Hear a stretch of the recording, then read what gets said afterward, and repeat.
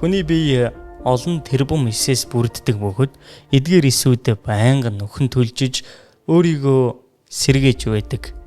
Харин нас ахихын хэрээр энэ нөхөн төлжилтийн хурд аажмаар саардаг. Үүнд энэ өөрчлөлт 30 наснаас бус 20 гаруй наснаас эхлэн аажмаар эхэлдэг. Би хөгшөрч байна да гэдгээ буюу одоо нас яваад ирэхээ яг хэрхэн мэдэрдэг вэ? Та яг энэ дээр ямар мэдээлэл өгч болох вэ? Хүний хамгийн чухал эрхтнүүдийн нэг нь тархи. Залуу насыг хадгалсан байдлыг үнэлэх олон үзүүлэлт байдаг боловч тархины эд, цусны эргэлт болон мэдрэлийн эсүүд доторх NAD+-ийн агуулмжийн төвшнөр тухайн хүний биологийн залуу байдлыг тодорхойлох боломжтой гэж үздэг. Энэ яриаг сонсоод NAD+-ыг л нэмэлтээр авчихад болох юм биш үү гэж бодож магадгүй. Мэдээж тэгж юм. Яагаад заавал NMN гэж шууд хэрэгтэйг нь хүмүүс үргэлжил дүт замыг хайдаг шүү дээ. Подкастта байн хамт байдаг та бүхэндээ маш их баярлалаа. Биднэрт ирсэн мэдээллээр дийлэнх хоолох үзэгчид маань subscribe төвчлуур дээр дараагүй байдаг учраас бидний нийтэлж байгаа мэдээллийг цаг алдалгүй үзэх боломжгүй байдаг байна. Тийм учраас та бүхнийг энэ аялалд маань нэгдэж манай багийн гишүүн болоод төвчлуур дээр дараад subscribe хийгээрэй гэж хүсэх байна.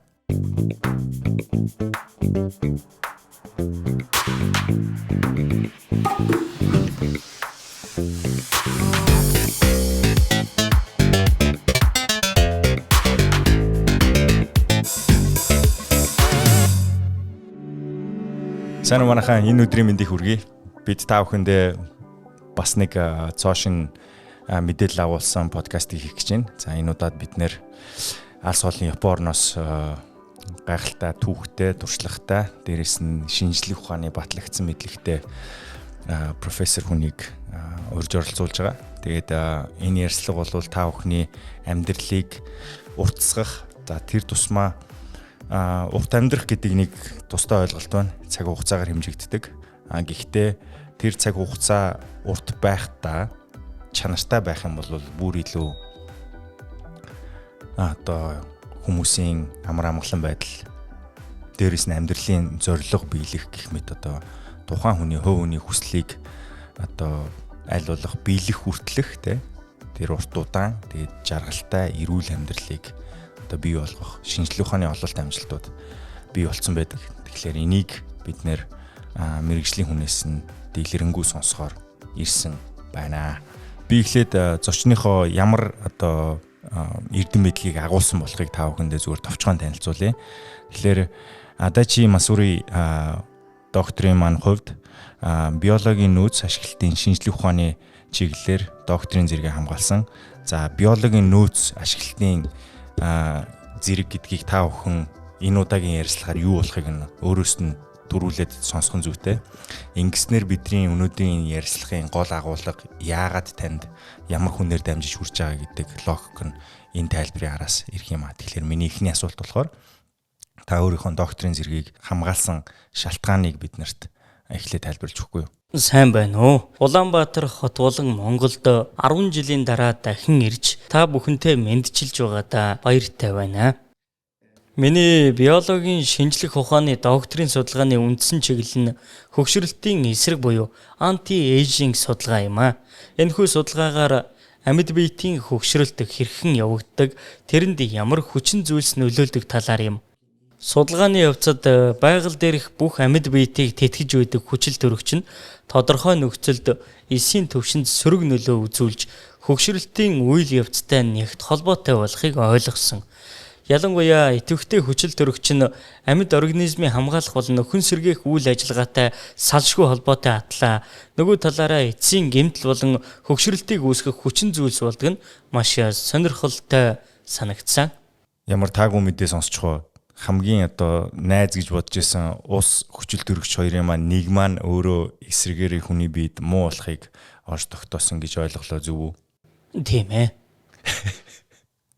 За сая ярьлаа бидний одоо нас он тооллын одоо бидний тоолж чаддгаар бол жилүүдээр тоолдог 365 хоног гэх мэтчлэн.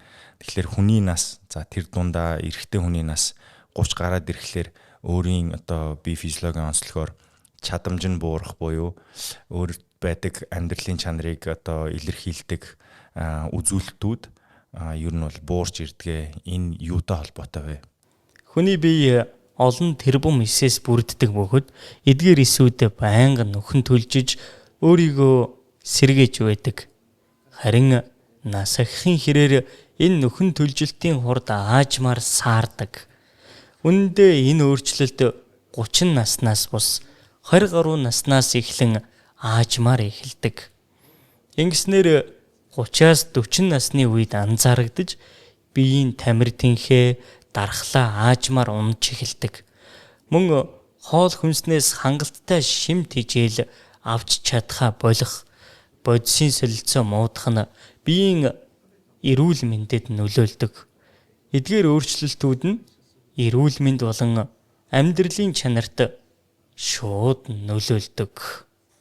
Өндөр цэвэршилтэй бета-энемэн, кионизм Q10, резерватрол, GABA, биотин, сүн хүчлийн бактери зэрэг олон төрлийн найрлагатай The Premium Enemen 49500 бүтээгдэхүүн Монгол улсад албан ёсоор худалдаанд гарлаа. Дээд наслах хугацаанаас илүү хэр эрүүл наслах вэ гэдэг нь чухал болсон эренгүй тамирч байна. The Premium Enemen 49500 бүтээгдэхүүнтэй хамт залуу, эрүүл, баяр хөөртэй амьдралыг ухтан авцгаая. Эсийн төвшөнд залуужээ. Нас яваад ирэхлээр хүмүүст тодорхой өөрчлөлтүүд бие физиологиор бий болдог. Гэхдээ яг мэдрэмжийн тухайд хүн ер нь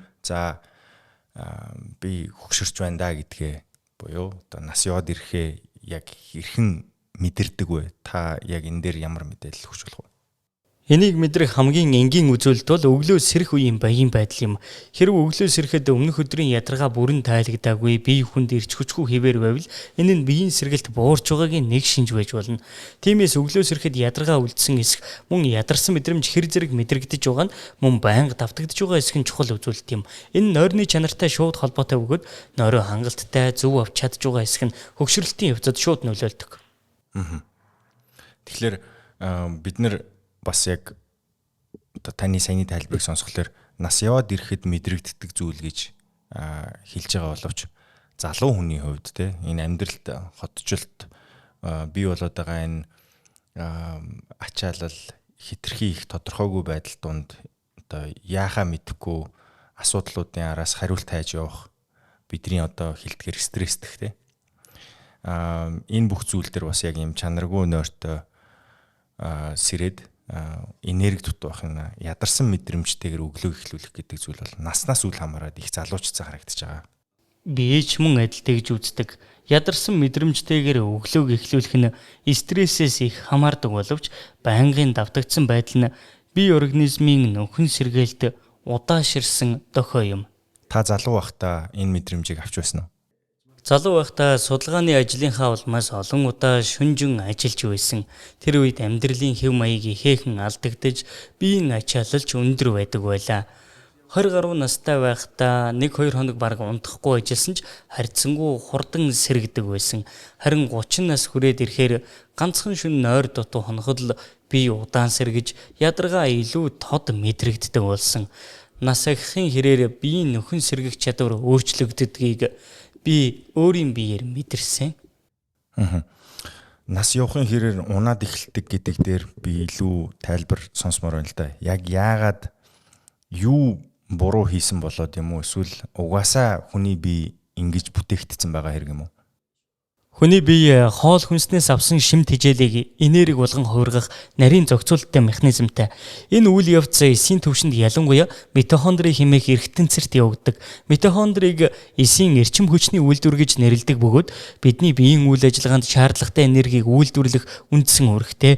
Харин нас ахихын хэрээр митохондрийн үйл ажиллагаа аажмаар суларч энерги үйлдвэрлэх чадвар нь буурдаг. Мөн өмнө дурдсанчлан эсийн энерги үйлдвэрлэх явцад идэвхтэй хүчил төрөгчийн чөлөөт радикалууд үүсдэг. Эдгээр нь тодорхой хэмжээнээс хэтэрвэл эсийг гэмтээж хүчил төрөгчийн явцыг түргэсгдэг. Нас ахих тусам митохондроос үүсэх эдгээр идэвхтэй хүчил төрөгчийн хэмжээ нэмэгдэх хандлагатай байдаг. Харин тэдгээрийг саармагжуулж эсийг хамгаалдаг биеийн антиоксидант хамгаалах тогтолцоо нь аажмаар сулрахын зэрэгцээ үр ашиг нь буурдаг. Энэний үр дүнд бодисын солилцоо удааширч энерги үйлдвэрлэл багасж эсийн нөхөн төлжилт саарснаар хөгшрөлтийн үйл явц аажмаар явагддаг. Тэгэхээр сая удааширч багаснаар хөгшрөлтөд явагдаж байна. Тэгэхээр хөгшрөлтийг удаашруулдаг гаргалгааг олсон гэж би хувьдаа ойлгож байгаа.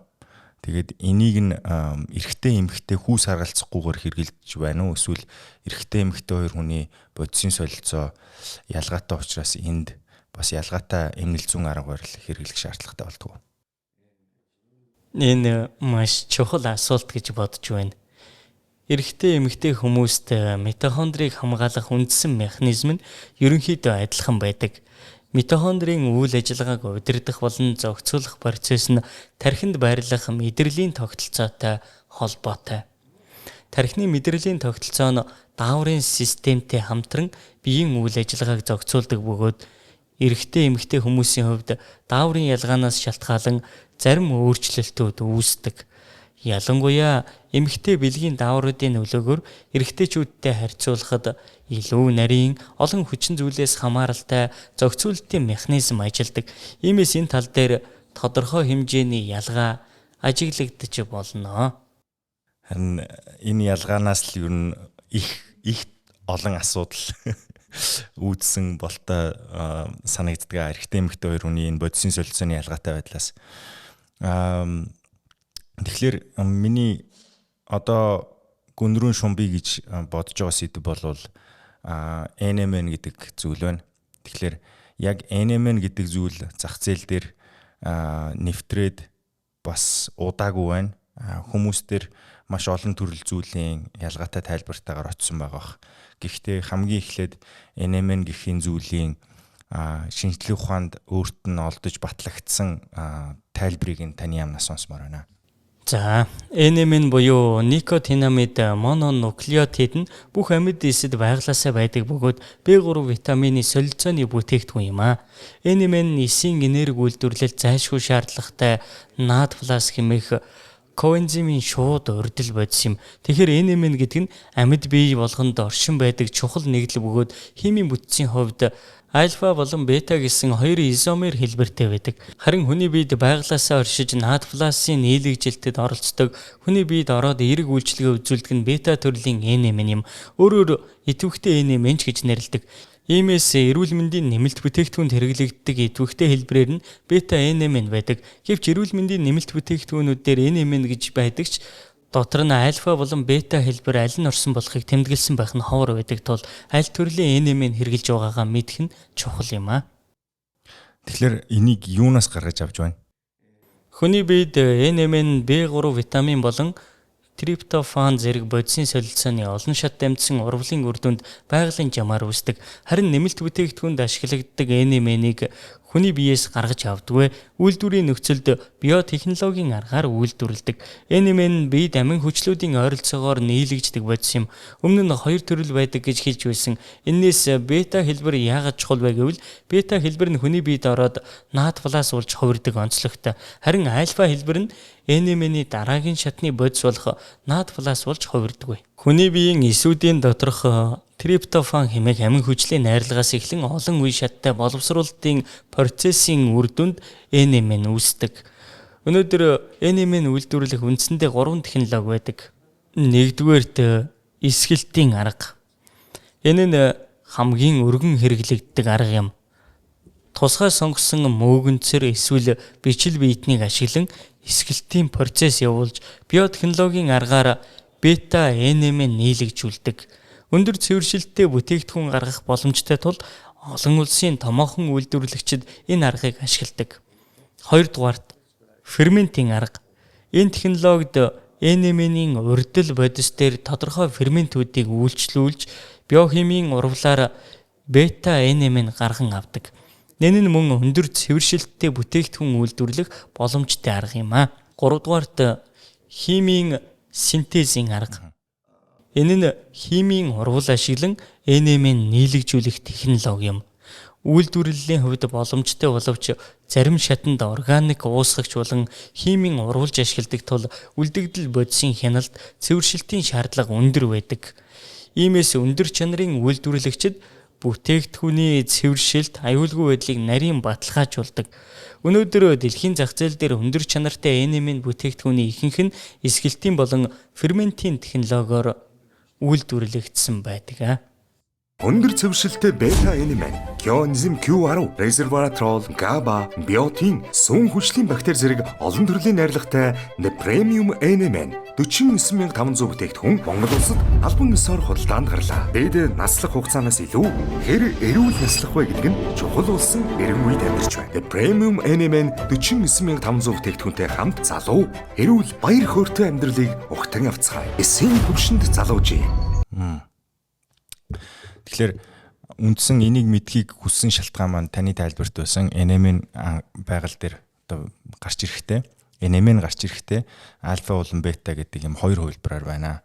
Зах зээл дээр хоёулангийн ялгахгүйгээр хүмүүст өгж гин хамгийн хүний бид хэрэгтэй нь бол бета гэдэг тайлбар хэлж байсан. Тэгээ миний суур асуулт нь болохоор NMN-ийг өөрөө бий болгохдоо хэрхэн гаргаж ирж байгаа нь надад их сонирхолтой санагдлаа. Учир нь хүний бид хэрэгтэй гэж яригддаг каннабисын ургамлыг каннабисаас CBD оилыг нь THC-нээс нь ялгаж авч агаад тэгээ хамгийн бага THC агуулсан CBD оил буюу тэр тосыг зах зээл дээр гаргаж ирж худалдаалж хүний биед одоо эрэг өгөөж өгдөг. Одоо яг түүнтэй ижилхэн би өөрөө энэ хүний биед ийм сайн байгаа одоо NMN гэдэг зүйлээ анхлан гаргаж ирж байгаа үйл явц нь юу гэдгийг мэдээд араас нь тэр бета болон альфа хоёрын ялгааг хэрхэн одоо бид нар таньж мэдэх вэ гэдгийг аргачлалыг би танаар заалуулах гэсэн юм аа. Та маш оновчтой жишээ татлаа. Өмнө дурдсанчлан NMN-ийг үйлдвэрлэх хэд хэдэн арга байдаг. Энэнд химийн нийлэгжилтийн арга болон фермент ашиглан нийлэгжүүлэх арга зэрэг орно. Эдгээр нь лабораторийн орчинд химлэр үйлдвэрлэдэг технологи бөгөөд альфа хэлбэрийн NMN илүү ихээр үүсэх хандлагатай байдаг. Мөн ийм үйлдвэрлэлийн явцад урвалын систем, тоног төхөөрөмж, химийн процессоос гаралтай үлдэгдэл холц, бүтээгдэхүүнд үлдэх хэрэгсэл бий. Хэрв цэвэршүүлэлт хангалтгүй бол эдгээр үлдэгдэл нь хүний эрүүл мэндэд сөрөг нөлөө үзүүлэх боломжтой. Тиймээс NMN бүтээгдэхүүн сонгохдоо зөвхөн NMN гэсэн шошгыг харахаас гадна ямар технологиор үйлдвэрлэсэн бета хэлбэрийн NMN агуулж байсах мөн цэвэршилтийн төвшин зэрэг мэдээллийг анхаарч үзэх нь маш чухал юм. Хамгийн түрүүнд бүтээгдэхүүний шошгон дээр альфа эсвэл бета хэлбэрийг тодорхой дурдсан эсхийг шалгах хэрэгтэй. Өмнө нь Америкийн нэгдсэн улсын FDA NMN-тэй холбоотой зохицуултын арга хэмжээ авч тодорхой хугацаанд худалдаанд хязгаарлалт тавьж байсан. Энэний нэг нь зах зээл дээрх зарим бүтээгдэхүүн бета хэлбэрийн NMN-ийн агууламж хангалтгүй эсвэл NMN-ийн тун шошгон дээрх мэдээлэлтэй нийцэхгүй байсан асуудалтай холбоотой. Тиймээс хэрэглэгч бүтээгдэхүүн сонгохдоо зөвхөн NMN гэсэн бичгийг хараад өнгөрөх бус бета хэлбэрийн NMN мөн эсэх мөн бүтээгдэхүүний найрлага, тунгийн мэдээллийг сайтар нь ягталж үзэх нь маш чухал юм аа. Японд яасан байт юм бол? Японд бета хэлбэрийн NMN-ийг ашиглан үйлдвэрлэсэн бүтээгдэхүүн нэлээд түгээмэл байдаг. Гэсэн хэдий ч бүх бүтээгдэхүүн ижил чанартай гэсэн үг биш. Зарим үйлдвэрлэгчид үйлдвэрлэлийн өртгийг бууруулахын тулд хямд түүхийд ашиглах эсвэл химийн нийлэгжилтийн аргаар NMN үйлдвэрлэх тохиолдол өнөөдөр ч бий. Тиймээс бүтээгдэхүүнийг зөвхөн Японд үйлдвэрлэсэн гэдгээр нь дүгнэх бус ямар түүхийд ашигласан, ямар технологиор үйлдвэрлэсэн мөн бета хэлбэрийн NMN агуулсан эсхийг хамтд нь нягтлж үзэх нь хамгийн чухал юм аа. За ямар ч тач би яг эхний хэсэгтээ юу ойлгосон бэ гэхээр NMN гэдэг зүйл байгаль дээр ерөөсөө альфа болон бета гэж хоёр хэлбэрээр бий болж байгаа юм байна. Бий болохдоо 3 төрлийн аргачлалаар гаргаж авдаг юм байна. За тэгээ энэ 3 төрлийн аргачлал дотроо мэдээж одоо хүний биед илүү хэрэгтэй сайн гэдэг юм уу аргачлалууд байх шиг байна. Нэгдүгürt FDA буюу Америкийн нэгдсэн улс бол энийг зөвшөөрөөгүй байгаа гэдгийг ойлголоо. Хоёрдугаарт Японууд бол энийг зөвшөөрсөн хийгээд дээрэс нь бас ялгаатай зохицуулттай байх шиг байна. За би ялгаатай зохицуулттай байна гэдгээ хэлхийн сацуу би юу мэдхийг хүсэж байна гэхээр энэ зүйл нь буюу энэ хүний биед нэн сайн байгаа энэ NMN гэдэг зүйлийн гаж нөлөө гэдэг зүйл байгаа болов. Тэг байдаг бол юу байна? Тэнд зохицуулт байгаад байгаагийн тухайд зохицуулт байгаад байгаа гэдэгтээ тэнд зөвшөөрөөгүй байна гэдэг маань өөрөө энд ямарваа нэгэн гаж нөлөө байна гэдэгт итгэцэн нэг бүлэг хүмүүс буюу одоо Америкийн FDA-ийнхэн байх гэдэг. Тэгэхээр энд ямар гаж нөлөө байгаа гэж тэр хүмүүс итгэцэн байгаа. Таны бодлоор өөрийн чинь бодлоор яг юу нь буруу вэ? Одоо ямар гаж нөлөө байна вэ? Байхгүй ч гэж болно дээ би мэдэхгүй байна. Өмнө дурдсан нь Америкийн нэгдсэн улсын FDA-с NMN-ийн эрүүл мэндийн нэмэлт бүтээгдэхүүний худалдааг хэсэг хугацаанд хориглосон байсан бөгөөд 2025 оны 9 сараас албан ёсоор зөвшөөрөл олгосон. Хэсэг хугацаанд худалдаалахыг хориглосон хэд хэдэн шалтгаан байсан. Нэгдүгürt дэлхийд даяар худалдаалагдж буй NMN бүтээгдэхүүний цэвэршилтийн түвшин харьцан адилгүй байсан. Хоёрдугаарт бүтээгдэхүүний шошгон дээр заасан том болон бодит агуулмж хоорондоо зөрүүтэй байх тохиолдол түгээмэл байсан. Өөрөөр хэлбэл шошгон дээр дурдсан чанар, цэвэршилт, тунгийн стандартыг бүрэн хангаагүй бүтээгдэхүүн зах зээлд гарч ирсэн нь гол асуудлын нэг болсон.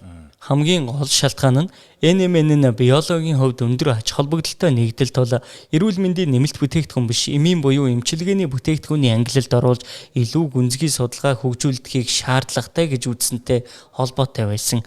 NMN-ийн эмнэлэг зүйн болон биологийн судалгааны талаар товч дурдвал энэхүү чиглэлийн анхны томоохон судалгааны ажлуудын нэгийг Америкийн нэгдсэн улсын Харвардын их сургуулийн доктор Дэвид Синклер хийсэн байдаг. Доктор Синклер нь 2016 онд Америкийн нэгдсэн улсын NASA-тай холбоотой нэгэн чухал шагнал хүртсэн бөгөөд NASA нь хүн төрөлхтөнд цаашид сансрын судалгааг илүү өргөн хүрээнд хөгжүүлэхийн тулд сансрын орчинд хүний биед үзүүлэх нөлөөлөл, генетикийн тогтвортой байдлыг хамгаалах асуудалд онцгой анхаарал хандуулж ирсэн. Сансрын нислэгийн үед сансрын цацраг болон өндөр эрсдэлтэй орчин нь хүний ДНХ-д гэмтэл учруулж улмаар хорт хавдар үүсэх эрсдлийг нэмэгдүүлдэг. Иймээс NASA нь сансрын орчинд ажиллах хүмүүсийн эрүүл мэнд, генетикийн тогтвортой байдлыг хамгаалах зорилгоор ДНХ-гийн гэмтлийг бууруулах, эсвэл эсийн нөхөн сэргээх үйл явцыг дэмжих боломжтой бодис нэгдлийг дэлхийн эрдэмтэд судлах санал тавьсан. Мөн өөр нэг сонирхолтой судалгааны үр дүнгээс танилцуулахад бета-NMN нь эмэгтэйчүүдийн цэвэршилтийн үеийн олон янзын эмгэгүүдэд маш сайн үр дүн үзүүлсэн байдаг. Цэвэршилт явагдаж эхэлсэн эмэгтэй 3 сар тасралтгүй NMN нэмэлтийг хэрэглээд сарын тэмдэг нь буцаж ирсэн судалгаа байдаг. Эндээс NMN-ийн үр дүнг харуулсан ангаах ухааны судалгаануудаас юу харагдж байна вэ гэхээр хөгшрөлтийг судалдаг шинжлэх ухаанд дийлэнхтэй хөгшрөлтийг сааруулах, удаашруулах гэдэг ойлголт байдаг бол NMN-ийн үр дүнгээр хөгшрөлтийг зөвхөн удаашруулах биш, залуужуулсан, цаг хугацааг ухраасан тохиолдол анх удаа ажиглагдсан. Бас өөр нэг жишээ дурдахад ихэвчлэн эмэгтэйчүүдэд тохиолддог хөхний хорт хавдар гэж бий.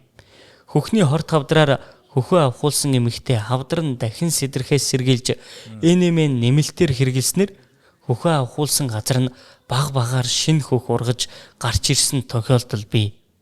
Эндээс үзэхэд NMN нь зөвхөн нөхөн төлжүүлэх чадвар өндөртэй, ялангуяа эмэгтэйчүүдийн мэдрэлийн болон дааврын үйл ажиллагааг хэвийн болгох чадвартай байж болзошгүй гэж үзээд эмийн судалгаанд маш их найдвар тавьж байгаа. Эцэст нь тодруулж хэлэхэд гаж нөлөөтэй хортой гэдэг талаас биш, илүү гүнзгий нарийн судлах шаардлагатай. Дээр дурдсан эмийн бүтээгдэхүүний үзүүлэх үр дүн өндөр байсан тул Америкийн нэгдсэн улсын FDA-с бета-NMN-ийг хэсэг хугацаанд хориглож байсан. Судалгаанд дууссан байна шүү дээ. Тийм гэсэн үг. Өөр нэг судалгаагаар хавдрын эмчилгээ буюу химийн эмчилгээ нь хүнийг тамирдуулдаг, дархлааг шууд унгадаг. Эмчилгээ гэхээсээ илүү гаж нөлөө ихтэй, хор уршиг нь их байдаг. Энэ үед бета-NMN-ийг хавсарч хэрэглэснээр эсийн нөхөн төлжих чадварыг дэмжиж өгснөөр бусад эмчилгээний гаж нөлөөг дарангуйлах, бие махбодын сэргэх чадварыг дэмжих зэрэгт өндөр үр дүн ажиглагдаж байна. Ялангуяа ковидын дараа вакцины гаж нөлөө нэлээд байна. Тарих хатангарших гэх мэт. Энд NMN нэмэлтээр хэрэглэснээр иймэрхүү гаж нөлөө, эмийн хоруу чанарыг бууруулж байгаа гэсэн судалгаанууд бас байгаа. Сансрын шинжлэх ухаан хөгжөөд ер нь сансарт байгаа хүний одоо бие махбодыг ангаах хэрхэн одоо тэр нөхцөлд нь удаан амьдруулж чадах вэ гэдэг судалгааны хүрээнд энэ олж мэдсэн гэдгийг олж мэдээд надад их таалагдлаа. Тэгээд яхаа аргагүй шинжлэх ухаан дараагийн шатндаа гарахын тулд зөвхөн одоо хүмүүн төрөлхтнийг энэ дэлхий дээр ажил төрүүлээд зогсохгүй гариг хооронд аялдаг болгох гэх зэрэг гээд дараагийн түвшний алсын харааг ингээд тээцсэн зарим нэг зүйлс байдаг. Тэгээд энэ хүрээнд олж мэдсэнийг одоо мэдээд за ер нь бол итгэл төрж гин. Тэгээд би хувьдаа бол NMN-ий яг мэдээлэл надад ерөнхий байсан боловч хувьдаа бол хэрэглэхээс татгалздаг байсан. Шалтгаан нь юу вэ гэхээр яг батлагдсан хэсэг нь тодорхойгүй байсан, FDA бас зөвшөөрөл олгоогүй байсан гэдгийг мэдсэн учраас надад эргэлзээд өрөөд мэрэгжлийн хүнтэй уулзах хүртлээр хичнээн хин нэгэн өөрөө хэрэгжилж үзээд өөрт нь одоо давуу тал бий болсон гэдгийг сонссон хэдий ч би мэрэгжлийн хүнтэй уулзах хүртлээр шийдвэрээ гаргахгүй байя гэж шийдсэн байсан. Танаас сонссондоо би бол баяртай байна. Тэгээд надад одоо үлдсэн байгаа эргэлзээ нь юу гэхээр би яг тохирсон NMN бета хөлбрийг таньж сонгож авахдаа бэлэн байна уу гэвэл надад үгүй санагдаж байна. Тэгэхээр би танаас дахиад би хэрхэн яг хамгийн хүний биед сайн нөлөө үзүүлж байгаа бета хөлбрийг сонгож авах дээр заавар амар байна. Магадгүй артлын тайлбарыг унших үед надад ямар мэдээлэл байвал би энийг бета хөлбрийн юм байна гэж ойлгож худалдаж авах бай. Олон үйлдвэрлэгчид олон төрлийн бүтээгдэхүүнүүд байгаа байх. Тэгэхээр тэдгээр бүтээгдэхүүнүүд маань орц найрлагаа тодорхой тэмдэглэсэн байвал итгэж болно гэж зөвлөмөр байна. Тодорхой зүйл нь юу юм бол? Мэдээж бета NMN гэж тэмдэглэгээтэй байна. Мөн GMP стандарттай үйлдвэрлэсэн байх юм бол итгэж болно. Үүний хувьд хит хямд биш байх хэрэгтэй гэсэн зөвлөгөө өгмөр байна. За баярлалаа. Би ямар ч тач NMN-ийн тухайд нэлээд дэлгэрэнгүй сайн мэдээлэлтэй болоод авлаа гэж дүгнж байна. Дараагийн миний орохыг хүсэж байгаа сэдв болвол NAD+ гэж нэг зүйл таны ярианд дурдгдсан. За мөн яг энэ хэлбэрээрээ зах зээл дээр бас байна. Яг нь эрүүл мэндийн зах зээл, эрүүл мэнд хүний биед одоо хэрэгтэй хүнсний нэмэлт бүтээгдэхүүний зах зээл бол маш том. Тэгээд энэ дээр хөвчлэн одоо хардлага байдаг нь хүний биед уусах чадвар нь муу бөгөөд зөвхөн арилжааны зорилготой их мөнгө бага зардлаар олъё гэсэн бизнесүүд маш ихээр байдаг юм шиг ажиглагддаг. Хүмүүсийн ам хооронд явдаг дам яриач тийм байдаг. Тэгэхээр энэ дээр нөө хувь хүн өөрөө тухайн бүтээгдэхүүний гарал үүслийг шалгаж авах чадвараа нэмэгдүүлэхгүй бол зах зээл дээр энэ одоо нөхцөл байдал үргэлжлсэн хിവэр байх юм байна гэж ажиглагдаж байна. Тэгэхээр энэ дээр та яг биднэрт шинжлэх ухааны тайлбарыг өгөхдөө давхар бас хэрхэн таних ур чадварт одоо зааж өгвөл бид нэр их баярлах болно гэдгийг би танд тусгаалan хэлмээр байна. Тэгэхээр NAD+-ыг би бас танаас дэлгэрэнгүй сонсмоор байна. NMN нэмэлтийн давуу тал нь юу гэхээр бид ороод одоо ярьж эхлэх гэж байгаа NAD+ үүсэх урьдчил шат нь болж өгдөг. NAD+ нь амьд биетийн амьдрал болон эсийн хэвийн үйл ажиллагааг хадгалахад оролцдог генетик болон бодисын солилцооны механизмтай холбоотой.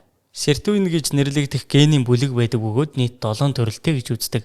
Эдгээр нь бүгд NAD+-тай хамааралтай идэвхжлэлтэй бөгөөд эсийн бодисын солилцоо болон урт наслалтын зохицуулалтад оролцдог. Энэ яриаг сонсоод NAD+-ыг л нэмэлтээр авчихад болох юм биш үү гэж бодож магадгүй. Мэдээж тэгж чинь яагаад заавал NMN гэж шууд хэрэгтэйг нь хүмүүс үргэлжил дүт замыг хайдаг шүү дээ. Эхлээд NMN болон NAD+-ийн ялгааг жаахан тайлбарлая. NMN, NAD+ алил нь хүний биед бүрэн тархахын тулд судсаар дамжин цусны эргэлтэд ордог. Хүний хамгийн чухал эрхтнүүдийн нэг нь тархи. Залуу насыг хадгалсан байдлыг үнэлэх олон үзүүлэлт байдаг боловч тархины эд цусны эргэлт болон мэдрэлийн эсүүд доторх NAD+-ийн агуулмжийн төвшнөр тухайн хүний биологийн залуу байдлыг тодорхойлох боломжтой гэж үздэг. NMN нь тархины эдэд нэвтрэн орж чаддаг. Тархинд гадны хорт бодис орох ёсгүй тул цус тархины хориг гэж нэрлэгдэх шүүлтүүрийн систем байдаг бөгөөд бид энийг шалган нэвтрүүлэх цэг мэтэр тайлбарладаг. NMN нь энэ саадыг нэвтэрч чаддаг боловч NAD+ нь бибиг шууд нэвтэрч чаддгүй. Иймээс цусны урсгалаар дамжин NMN тархины эсүүдэд хүрч улмаар тэнд NAD+ нийлэгдэх нь илүү үр дүнтэй гэж үздэг. Тиймээс нэмэлт бүтээгдэхүүний хувьд NAD+-ыг шууд хэрэглэхээс илүү NMN-ийг хэрэглэх нь илүү тохиромжтой гэж тайлбарлагддаг. Үргэлжлүүлээд тархинд орсны дараа ямар үйлчилгээ үзүүлдэг талаар тайлбарлая. Тархинд үндсэндээ хоёр төрлийн гол үйл ажиллагаа явагддаг. Нэгдүгээрт мэдрэлийн үйл ажиллагааг хэвэн явуулах, хоёрдугаарт дааврын тэнцвэрийг зохицуулан хэвийн байдалд оруулах үйл явц юм. Энэ үед хамгийн түрүүнд NMN нь тархины дотор нэвтэрнэ. Тархины олон төрлийн үүрэгтэй мэдрэлийн эсүүд байдаг бөгөөд янз бүрийн үүрэг гүйцэтгэх эсүүд болон хөгжихөөс өмнөх нэг ёсондоо үр шиг үүрэгтэй эсийг бид их биеийн эс буюу үүдэл эс гэж нэрлэдэг. Энэ үүдэл эсийг тархины мэдрэлийн үүдэл эс гэж нэрлэдэг бөгөөд NMN нь энэхүү тархины мэдрэлийн үүдэл эсийн тоог нэмэгдүүлэх боломжтой гэж үздэг. Тархинд орсны дараа мэдрэлийн үүдэл эсийн тоог нэмэгдүүлэх нь юунд хэрэгтэй вэ гэвэл ахмад наснуудад Альцгеймер зэрэг өвчний үед тархинд хортой уурга хуримтлагдаж улмаар биеийн зохицуулалт болон хяналтын үйл ажиллагаа алдагдах тохиолдол гардаг. Харин хэрэв тухайн гэмтсэн хэсэгт шинэ мэдрэлийн үүдэл эсээс үүссэн эрүүл эсүүдээр солигдох боломж нөхөн төлжилтийн магадлал өндөр байвал энэ нь өвчнөөс урьдчилан сэргийлэх эсвэл тэрнийг сайжруулахад туслах боломжтой гэж үздэг. Тиймээс бета NMN-ыг нэмэлтээр хэрэглэснээр тархиндх NAD+-ыг өсгөх, мэдрэлийн үүдлээсийг нэмэгдүүлэх, мөн тархины чухал үйл ажиллагаа болох мэдрэлийн үйл ажиллагааг хэвийн үргэлжлүүлэх, дааврын тэнцвэртэй байдлыг хадгалах, биеийн бүх эргэтэн системд мэдрэлийн дохио дамжуулах хяналт, зохицуулалт хийх боломжтой. Би өмнө сонсохдоо үүдэл эс болон ер нь бол энэ эсийн митохондорт өөрчлөлт оруулдаг эм бэлтгэл хэрэглэхдээ тухайн хүн хавдрын маркер шалгуулж буюу өөрт нь хор тавдар одоо үүсэх нөхцөл хэр бүрэлдсэн байгаагаа мэдчихийж хэрэглэх ёстой. Үгүй аваас хавдрын эсийг нь үржүүлэх тийм сөрөг нөлөө байдгаа гэж хэлж ирсэн. Та энэ тухайд ямар байр суурьтай байна? NMN хэрэглэснээр бие дэх дархлааны системийг дэмждэг ч гэлээ хорт хавдрын эсийг тэжээдэг гэх үр дүн бол бараг байхгүй. Гайхалтай. За тэгэхээр NAD+ дээр ойлгож байгаа зүйл бол хэдий хүний биед үзүүлэх эерэг нөлөө нь NMN-ийг төстэй боловч зөвхөн тархины тухайд л тэр давааг давж чаддгүй гэж ойлголоо. Тэгэхээр тархины хэсгийг хамтд нь одоо reverse aging буюу уруу нас одоо юу гэдэг лээ тэр чинь залуужуулах хэрвээ тархийг болон хүний биеийг тэр чигтэн залуужуулах гэвэл NMN юм байна. Зөвхөн бие гэд тархийг тусдаа авч үзээд залуужуулах гэвэл NAD+ юм байна гэж ойлгох нь зөв. Тийм ээ. Яг тийм. Тиймээс л энэ хандлага ойлголтоос улж Америкийн нэгдсэн улс болон Европт NMN гэхээс илүү NAD+-ыг туслаар тариулах нь их дэлгэрч байсан. Гэвч NAD+-ын толгой эргэх, бөвлжих, суулгах гэх мэт гаж нөлөө маш хүчтэй илэрч тариулахын тулд 3-аас 4 цагийн турш туслаар хийлгэхгүй болдгүй. Энэ нь маш төвөгтэй. Тиймээс NAD+-ын тарилгаас илүү NMN-ийн тарилга хийлгэсэн нь илүү дээр. Дахиад нэг шалтгаан хэлэхэд клиникийн туршилт хийгдэж NMN-ийг 300 мг-аар судсаар хийхэд судасны хатуурал үүсгдэг. TG хэмээх бодисыг 75%-аар бууруулдаг. Энэ нөлөө нь биеийн бүх судасны залуужилт болон эрүүл мэндийг хадгалахад маш чухал ач холбогдолтой юм. Ялангуяа лигний өвчтэй, чихрийн шижинтэй, зүрхний өвчтэй зэрэг суурь өвчтэй хүмүүсийн хувьд судасанд үзүүлэх нөлөө маш их байдаг.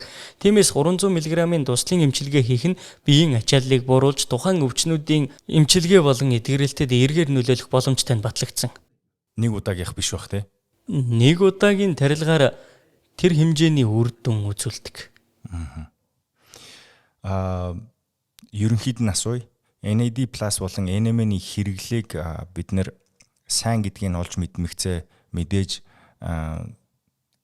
бета хөлбрийн NAD+-ийн одоо ямар хөлбөр байх юм олж хэрэглэе гэж хүснэ.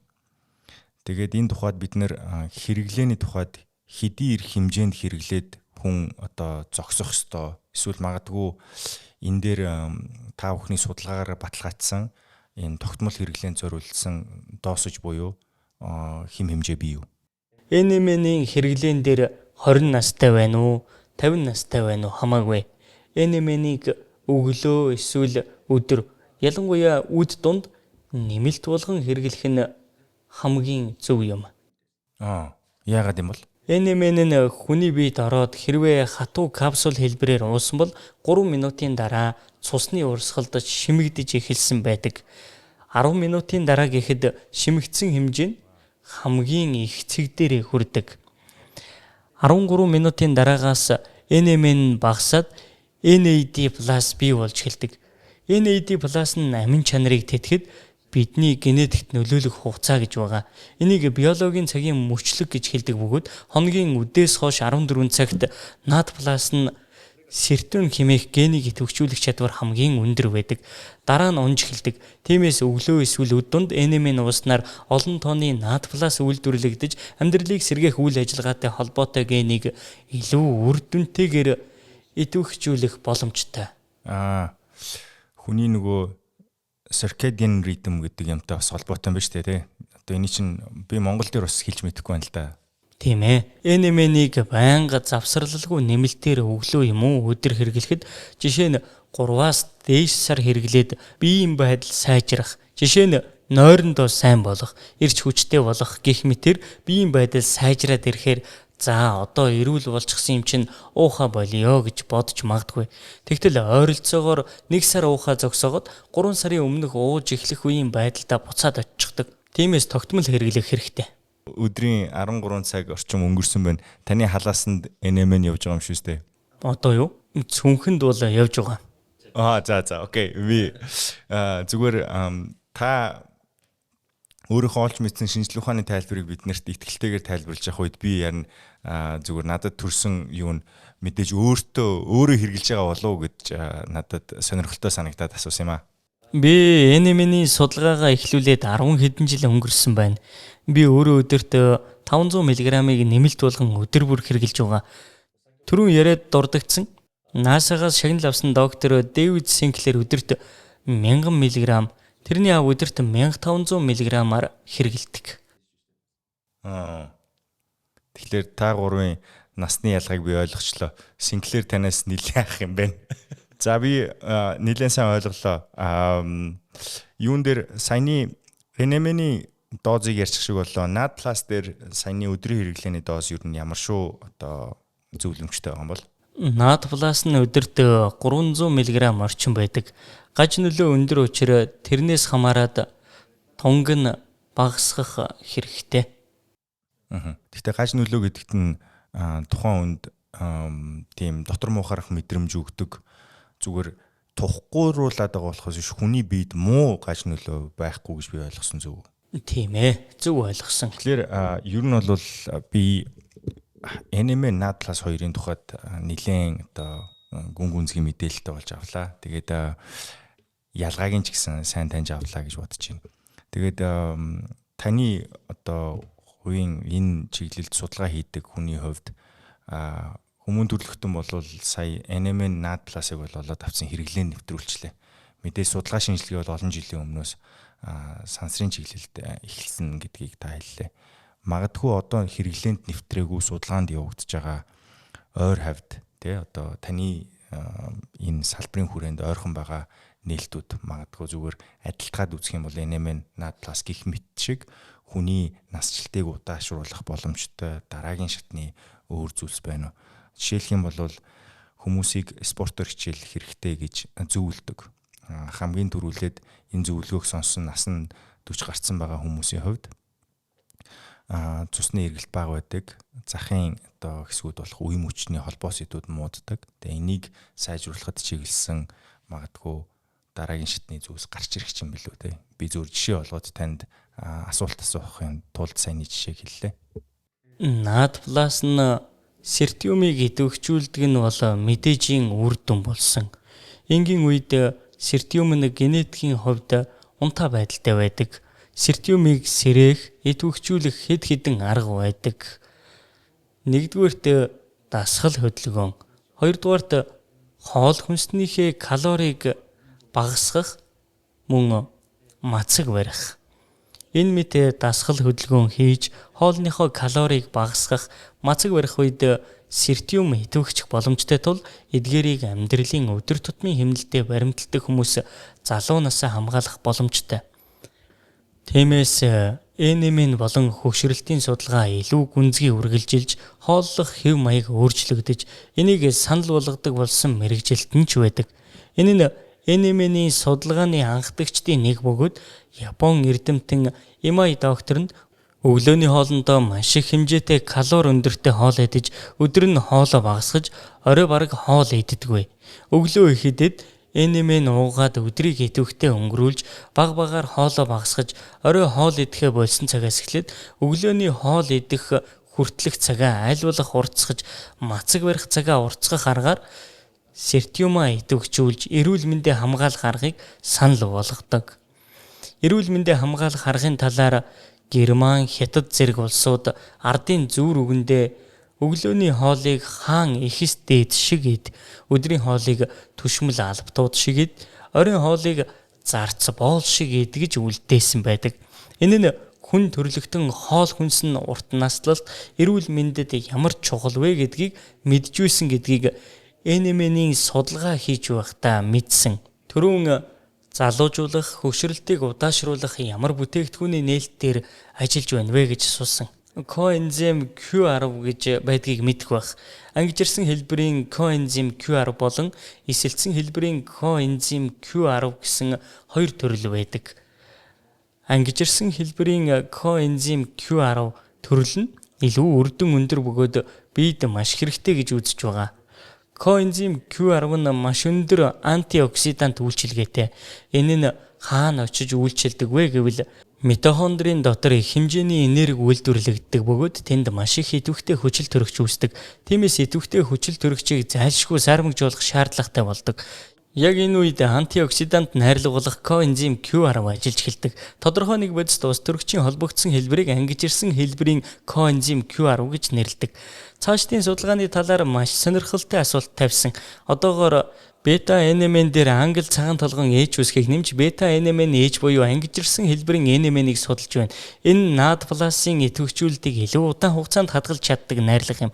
Цаашид NMN-ийн үр нөлөө аюулгүй байдал болон олон төрлийн өвчнөд үзүүлэх эерэг нөлөө улам бүр тодорхой болно гэж үзэж байна. Мөн бета NMN H-ийг нэмэлт бүтээгдэхүүн хэлбэрээр хэрэглэснээр олон өвчний эмчилгээнд тусдим болно гэж бодож байна. Өндөр цэвэршилтэй бета NMN, коэнзим Q10, резерватрол, GABA, биотин, сүн хүчлийн бактери зэрэг олон төрлийн найрлагатай Premium NMN 49500 бүтээгдэхүүн Монгол улсад албан ёсоор худалдаанд гарлаа. Бид наслах хугацаанаас илүү хэр эрүүл наслах вэ гэдэг нь чухал болсон эрен үед амьдарч байна. Premium NMN 49500 бүтээгдэхүүнтэй хамт залуу, эрүүл, баяр хөөртэй амьдралыг ухтан авцгаая. Эсийн хөвшөнд залуужээ.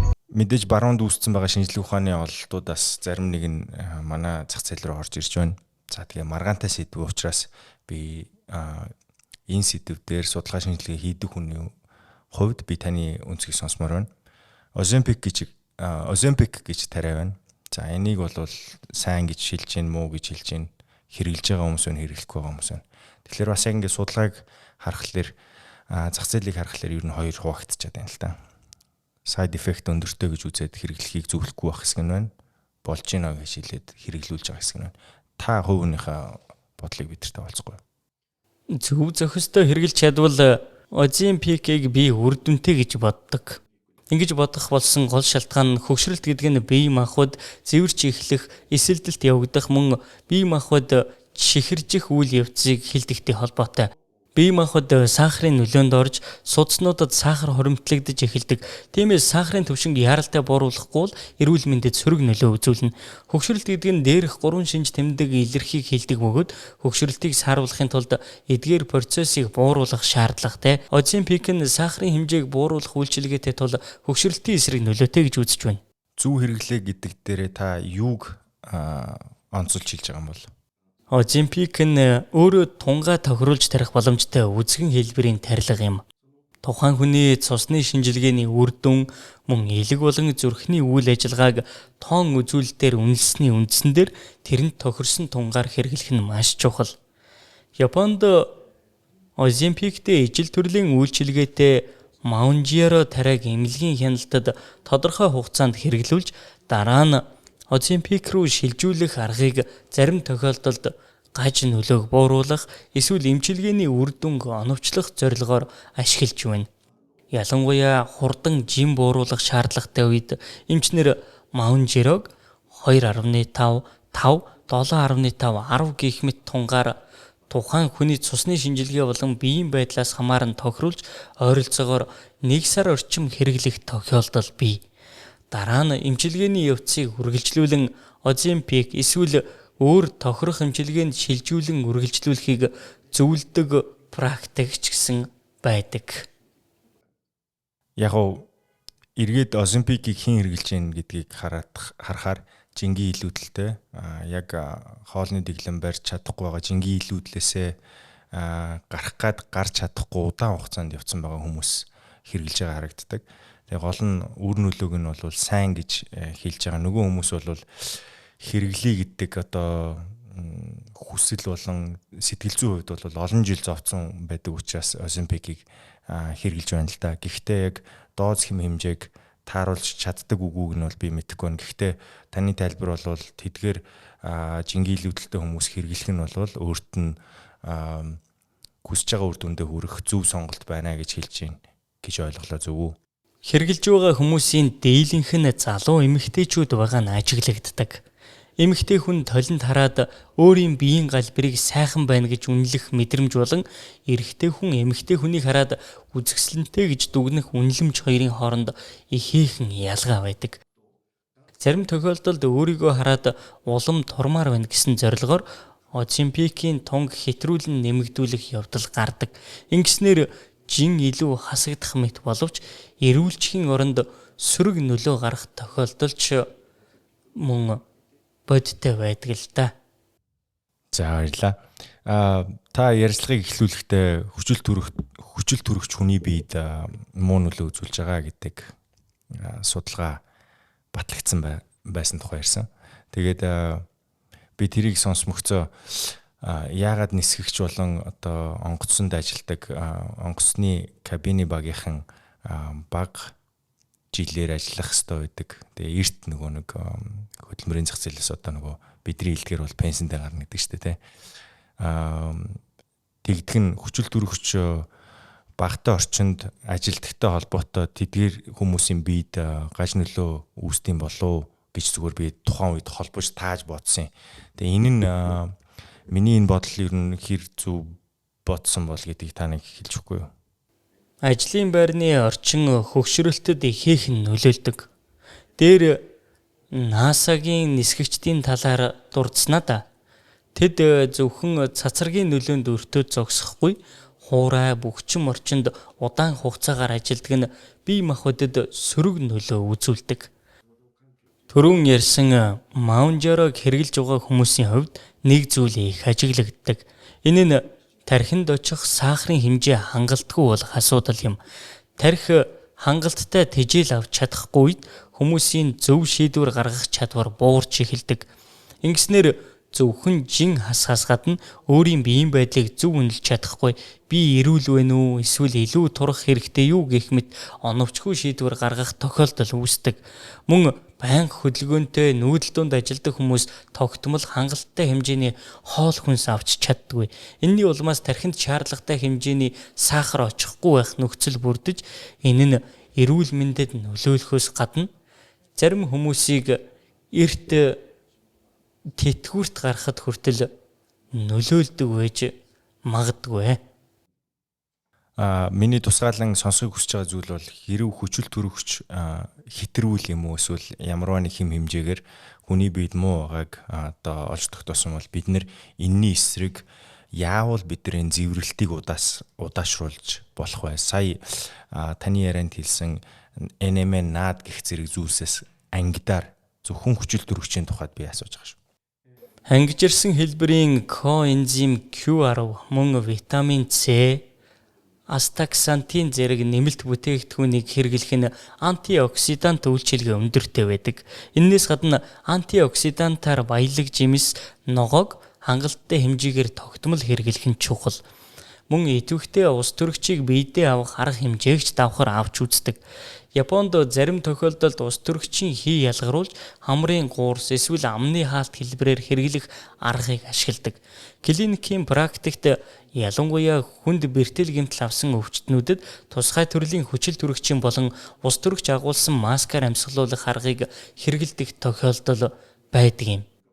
Энэний гол зорилго нь хүнд гэмтлийн үед шархны хэсэгт эсэлдэлт зэврэлт маягийн процесс явагдах эрсдэл нэмэгддэгтэй холбоотой.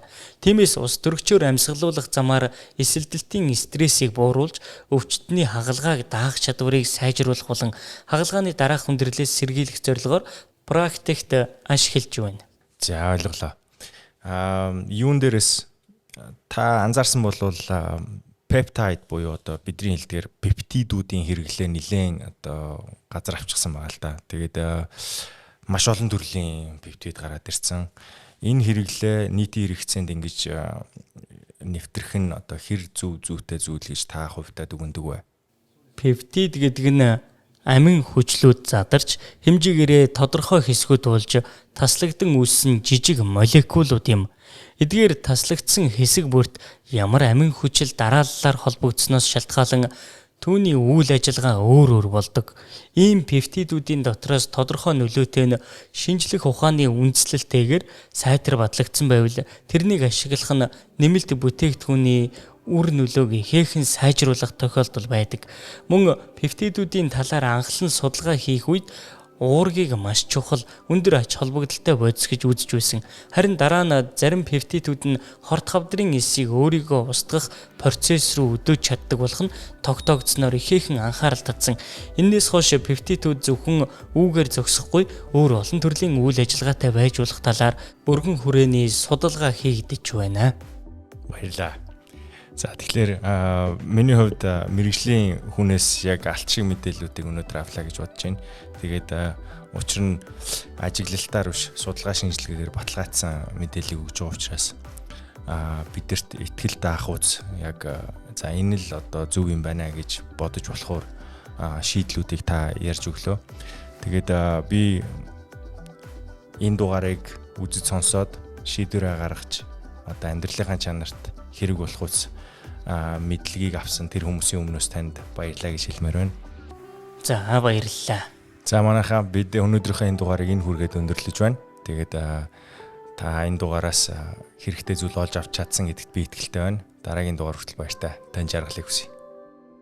Та бүхэнд хүргэж байгаа подкаст таалагдсан гэдэгт итгэлтэй байна. Хэрвээ та манай баг хамт олныг дэмжиж энэхүү аяллыг улам илүү өргөжлүүлэхийг хүсэх юм бол доор дурдгдсан байгаа банкны дансаар хандив үлгээх боломжтой шүү. Танд баярлалаа.